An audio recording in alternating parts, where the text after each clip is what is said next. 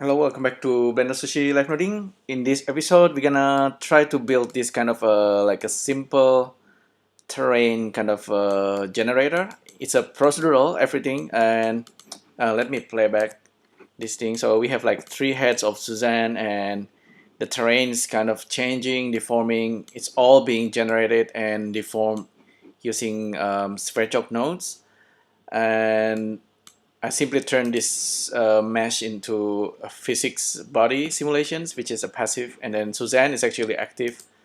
And if you are doing this, make sure it's set to deform instead of the other one, instead of convex hull. Set it to mesh, and I think turn on deforming as well. Yeah, so this is one example. We don't worry about Suzanne. We basically worry about the terrain. And the terrain we have is actually, instead of like a flat terrain, I make it so that it's kind of like a 3D. So we have this kind of like a boxy shape, and this is actually like a real object. This is not too hard. I'll start from scratch. And yeah, delete this. And yeah, let's get started.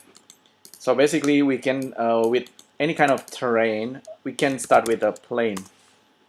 And the plane is set to XY by default. That should be good. We're gonna use viewer draw, and let's just make it. Increase the resolutions. 10 by 10 is always a good start. It's very low res, but it's okay. It's pretty fast. Right away we want to center it, and yeah, I think we can continue like this. So this is a simple terrain wood 3D, I guess, because we're gonna have like some kind of volume. Save this. This is terrain, simple. You probably already know how to generate a terrain. If you use like I think turbulence is a good one. If you actually just plug in the vertices points into the vertices and then expecting a terrain, you're not gonna get what you think you're gonna get. It's just like a bunch of nodes, like a bunch of points. That's not what you want. What you want is actually the original surface, and then you kind of move it or push it in the certain directions based on the vector turbulence, which is this guy. So vector, you can use vector math, or in this case I'm just gonna use move. So if we use the original surface and then the turbulence vector, we're gonna get, okay, something slightly better. It's more like a ocean surface, because the points kind of being pushed in all XYZ directions. For what we are doing, again, we're just gonna push it in the normal direction, so it's like only ups and down. So you can fix this simply by using the vector normal. So get the vertex normal for this surface.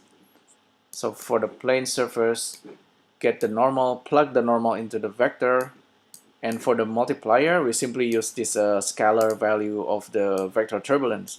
So that's a quick way to do it.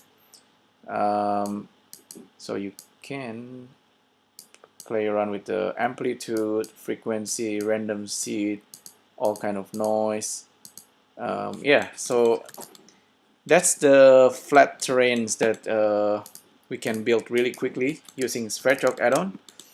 The next one we can do in order to make like a solid surface is actually to use something like something that you might didn't think of. It's a pretty simple concept. So we have the original surface right here, the grid. I'll give it different color.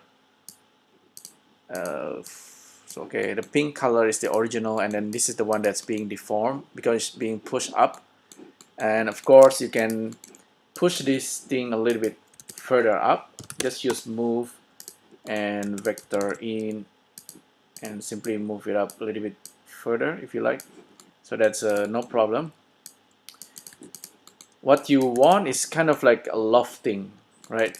You want to loft the original and the last surface, and in Sverchok term, that's actually you basically, if you join the original mesh and the deformed mesh together, you still gonna get the points. You will get the points right away. What I mean is, if I just list join and then we just see simply works with the points here. So the original and then the result, and then plug that in and then join level 2, and let's refill it as a points. So we have the points. So we have the original points and the last points. What we don't have is the information about the polygon mesh data, which is the green color right here. We don't have it yet. So how can we take advantage of Sverchok procedurally? So apparently we can simply use Extrude Region, and let's just say we are extruding the original surface, and what we're gonna get is something like this. Let's push it up a little bit. So we get like a, extruded polygon. You notice this is pretty basic. You can scale it. We don't need to worry about scaling. But what we can do here, we can simply use this polygon mesh data and plug it into that guy right there. And as a result, we get this. It's like magic, right? It's yeah, so that's actually pretty much it that I want to show you. It's a simple terrain 3D. This should be some kind of node that's ready to use for the user. So you can always increase the terrain. You can play around with the resolutions. If you have smaller value here, it's gonna be like more detailed. Maybe reduce the frequency. This vector turbulence do the hard job, so don't worry about that. You can always increase this to a pretty high number. I think it's really good for rigid body simulations, not for render. I mean, it can be for render as well as a starter, like a starter surface, and then you use like a micro displacement polygon, normal, or like a true displacement in the render time to get like super high-res details. But this is a good starting point, I guess, because this is the nice part about this is this vector turbulence thing.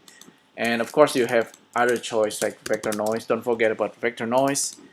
The original vector noise. This guy slightly give like a more simple kind of look, but I quite like both vector noise or vector turbulence. So you can use switch. Switch is very handy. If you have two different data coming in, you should know this. You just switch the state. You want to use the noise, turbulence one or the noise one. So true or false. Just switch that around. True or false. And you can have multiple as well. Randomize the seed. You do all kind of stuff like that. So this and this, Control J, I just frame it so this is like a kind of like a branching.